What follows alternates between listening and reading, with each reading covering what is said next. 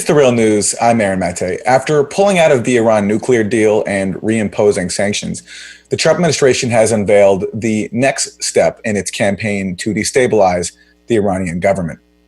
It's a new coordinated inter-U.S. government task force called the Iran Action Group. The Iran Action Group will be responsible for directing, reviewing, and coordinating all aspects of the State Department's Iran-related activity, and it will report directly to me. In May of this year, President Trump withdrew from the flawed Iran nuclear deal, which failed to restrain Iran's nuclear progress or its campaigns of violence abroad. In its place, President Trump has instituted a campaign of pressure, deterrence, and solidarity with the long-suffering Iranian people.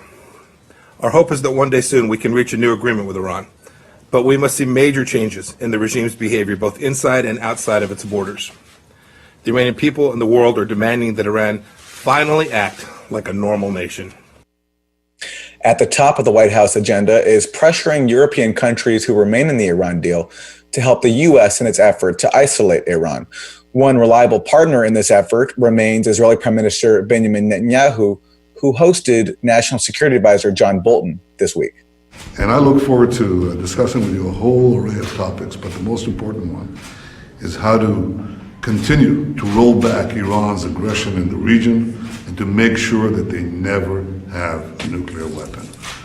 There are many other things, but I think this is a good starting point. So, obviously, we've got great challenges for Israel, for the United States, for the whole world. The Iran nuclear weapons program and ballistic missile programs are right at the top of the list. Well, joining me is someone who played a key role in the Iran nuclear deal that Trump and his allies want to destroy. Robert Malley is the president and CEO of the International Crisis Group. He served in the Obama administration as special assistant to President Obama and White House coordinator on the Middle East, North Africa, and Gulf region, and he helped to negotiate the Iran nuclear deal. Rob, thanks for joining us on The Real News. Thank you. What is your assessment of what Trump and his administration is up to? What do you see as their ultimate goal here? Well, I think several of them have different ultimate goals, right? At a minimum, they wanted to do away with the deal. Some of them because of ideological views about Iran, and others, and I'm thinking of the president in particular, because of his animus towards President Obama and his desire to destroy everything his predecessor had done, which seems to be more important for him than achieving anything of his own. So I think you had a spectrum of views between those who thought the deal was a bad deal, those who thought Iran is a country whose regime has to be toppled, and those who thought, like President Trump, that anything that President Obama did was, by definition, unworthy of keeping in place. All of them converged. The anti-Iran, anti-Obama ideological view, all they converged on one thing at a minimum, which is to get rid of the deal. Now the question is where they go from there. Is there a regime change strategy? Is there a simply try to suffocate and try to marginalize Iran strategy? Or is there this, in my view, illusory belief that they could negotiate a quote-unquote better deal with the Islamic Republic? And do you have a sense of which path they're going to opt for? You know, it's very hard to tell with this administration. I think it's anyone's guess. Again, I think at a minimum what they're going to do is try to put maximum pressure on Iran to try to hurt the regime and to try to deprive it of resources, to make sure that it can't lead the foreign policy it wants to lead. And then going from there, you'll have different people maneuvering for different things. Some people are going to, I'm thinking more of John Bolton type, who are going to think maybe this leads to the a downfall of the regime.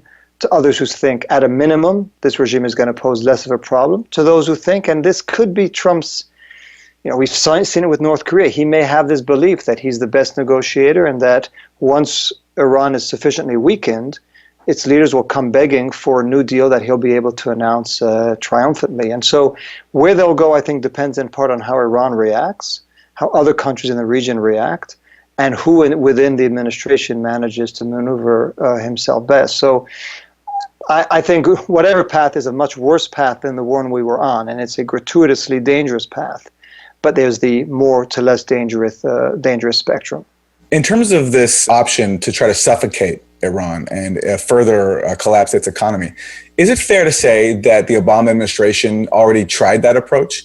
From the book Losing an Enemy by Trita Parsi, who was an insider to these talks, he writes that one major calculation behind the Iran nuclear deal was that the Obama administration, which you served in, calculated that it couldn't collapse Iran's economy fast enough And so then it turned to negotiations. Is that a fair assessment of what happened? So I wasn't there at the very beginning of the Obama administration. I joined in 2014, but I had conversations with people inside. I don't think that we ever had the notion that the goal was to impose such sanctions that the regime would collapse. I think President Obama, with whom I've had opportunity to discuss Iran quite a bit, I think he'd never had this notion that our goal was to topple the regime through our sanctions. I think he has learned, as I think most of us should have learned, a history of misbegotten interventions in the region, in particular through regime change, whether it's through military or other means. So I don't think that was the goal. I think the goal was very much to put enough pressure on the Iranian regime, economic pressure and diplomatic pressure, coupled with, over time, the prospect of a negotiated deal that would be acceptable to Iran, although it would be tough for Iran to accept, and that mix, pressure but also the incentive of a deal that met some of Iranian needs, would be enough to get where they wanted to go. What would have happened if Iran had not, if we hadn't reached a nuclear deal? That's a different story. But I think the main difference is I don't believe there was anyone in the Obama administration whose goal was to use the sanctions in the hope that you're going to create such chaos and such instability in the country that the regime would be toppled. I've never heard that from people in the administration I spoke to, and it certainly doesn't seem to be a realistic scenario. If you look at the history of the region, regime change happens in the region, but it normally happens because of very local factors, not because a foreign power, particularly the United States, comes in and decrees that that's the outcome it wants. I didn't mean to suggest that regime change was the goal of the Obama administration's early policy. My question is it not unlike what I suppose the more benign end of the Trump administration wants to do now, which is put sufficient economic pressure on Iran so that it's feels so much pressure that it has to negotiate a deal that is favorable to U.S. terms? So again, if you take the most benign interpretation of this administration, if you listen to what every other day President Trump may say, which is, I'm open to meet with the Iranian president any day, I want to negotiate a better deal, then you could say it has echoes of the Obama playbook, with several big differences, though. Number one, there already was a deal on the table. And it's very hard to convince another country, particularly a country like Iran that has had a pretty negative relationship with the United States, and one that's not marked by much mutual trust. It's very hard to convince them after you've just torn up a deal that was the ink of which was barely dry, and now you're going to tell them we want to negotiate a new one, and you're going to come to us begging because of the sanctions that we've enforced. I think that's a completely illusory strategy. But so that's one major difference. Another difference is that the U.S. is trying to do this on its own. I mean, it doesn't have allies in the world other than Israel, Saudi Arabia, and a few others that are prepared to join in this effort. So whatever impact the sanctions may have had in 2012, 13, 14, very hard to replicate today. You don't have the same kind of international consensus, either on the economic side or on the political side. So that's going to be very hard to replicate. And then third, and it echoes sort of my first point, this is an administration that the Iranian regime is going to trust even less than it trusted the Obama administration, and it didn't trust that one very much to begin with. So if that's in the president's mind, and I actually don't think it's in the mind of anyone else in his administration. I don't think that's what Secretary Pompeo, certainly not what the National Security Advisor John Bolton have in mind. Their view is not, partly because it's not what they want, but partly because they're more realistic. Their view is not, we're going to pressure Iran so much that they're going to come and negotiate a deal. Their view is, I think, one of more destabilizing and perhaps toppling the Iranian regime. President Trump, I think he may have a different view, but his view is divorced from reality. You mentioned the international dimension to this. What's your assessment so far since Trump pulled out of the Iran nuclear deal, reimposed sanctions, how the European Union in particular is faring in terms of its commitment to uphold the deal? So I spent a lot of time in Europe. It's where the International Crisis Group has done a lot of its work, talking to the Europeans to see what can be done to salvage the deal. And I think it's a mixed picture. Politically, rhetorically, they've gone, I'd say, farther than I would have expected in terms of reiterating their commitment to the deal, expressing their strong opposition to the steps that the Trump administration took, and trying to work with Iran to try to find a way out, to give them enough economic benefits that would make it worth their while to stay in the deal, even though they've lost the major economic benefit, which is the lifting of U.S. sanctions. So that's on the one hand. On the other hand, and this may simply be beyond the European Union's powers today, they haven't been capable of convincing their own companies and firms to maintain business with Iran. They've left in droves because of the fear of American sanctions, even before they've been reimposed. And they haven't yet come up with a real mechanism that's going to allow real economic trade and transaction to continue with Iran. So I'd say it's a mixed bag. They've offered a lot of political, rhetorical, diplomatic support, which matters. I think that has made a difference so far. Iran has stayed in the deal. But concretely, this is still a world economic system that is dominated by the United States. And when the United States says, you have a choice, you're going to do business with Iran or you're going to do business with us, most companies very understandably choose to do business with the United States. Especially if they face sanctions as a result of it. Let me ask you, Rob, finally, when Pompeo, Bolton, Netanyahu, Trump talk about changing Iran's behavior in the region, what do you think they're talking about? Well, again, that's a very good question, because you could have a whole spectrum from saying, well, stop supporting certain organizations like Hezbollah, like Hamas, like the Houthis in Yemen, all the way to we want a realignment, we want you to be on our side, we want you to accept our vision of the Middle East, our vision of relations with Israel. At a minimum, it's stop doing what you're doing now. That's what they want to see. And that, again, is, other administrations have tried to achieve that. One could get into long explanation as to why, and it's by explanation I don't mean necessary defense by any means, but a long explanation of why Iran's foreign policy is what it is today. But it is an illusion, again, to imagine that in exchange for the lifting of U.S. sanctions, the lifting of the reimposed U.S. sanctions, Iran is going to change a foreign policy that is deeply ingrained in the regime, and which they feel, again, not trying to defend it, but it's certainly what they feel, is a foreign policy that has helped ensure the survival of their regime and Iran's continued influence in the region. So I think what the administration would like to see is an Iran that is no longer hostile to Israel, hostile to its interest, to American perceived interests in the region. But that would be such a change from where Iran is today that it's virtually impossible to imagine that occurring as a result of economic pressure. All right, so let me ask you quickly.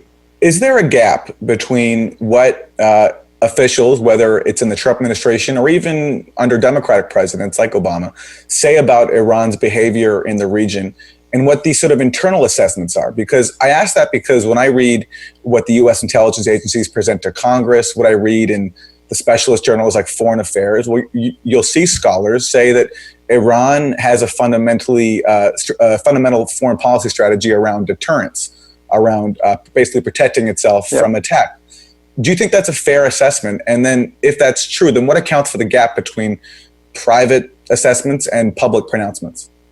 So the International Crisis Group, I'll recommend to your readers, we published a long report about a month ago about trying to explain, decipher Iranian foreign policy in both the defensive and offensive aspects of it.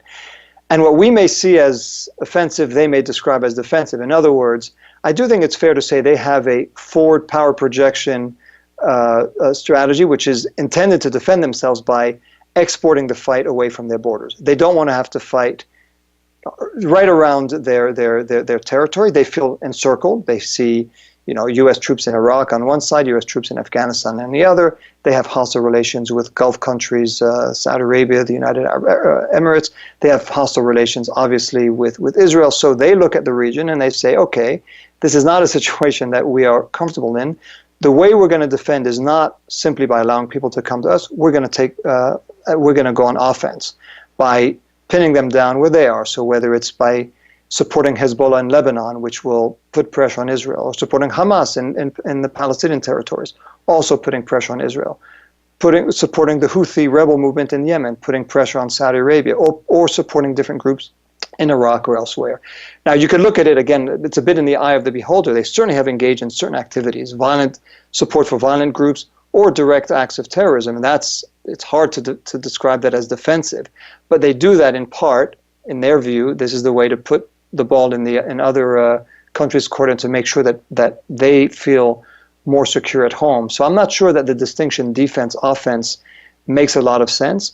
our job at the International Crisis Group is to put ourselves in the shoes of different countries, whether it's the United States, Iran, Israel, Saudi Arabia, and try to understand the world through their eyes. And as we try to understand the world through Iranian eyes, it has been very much a process of investing in other groups, often at low cost. I mean, it's been a very effective foreign policy to that extent. So you invest in a militia group in Lebanon. It didn't cost them a fortune, but they have an ally there that is able to sort of put pressure on Israel and serve as a deterrent against Israel. Likewise with what they're doing today in other parts of the region. It can often be quite destructive. It often causes huge, I mean, if you see what their policies in Syria, for example, it obviously has come at huge humanitarian cost. So again, this is not trying to say they're doing the right thing by any means, but if we want to understand where it's coming from, it is an effort to build alliances in a region where they do feel to be in a religious minority. They're Shiite in a majority Sunni region,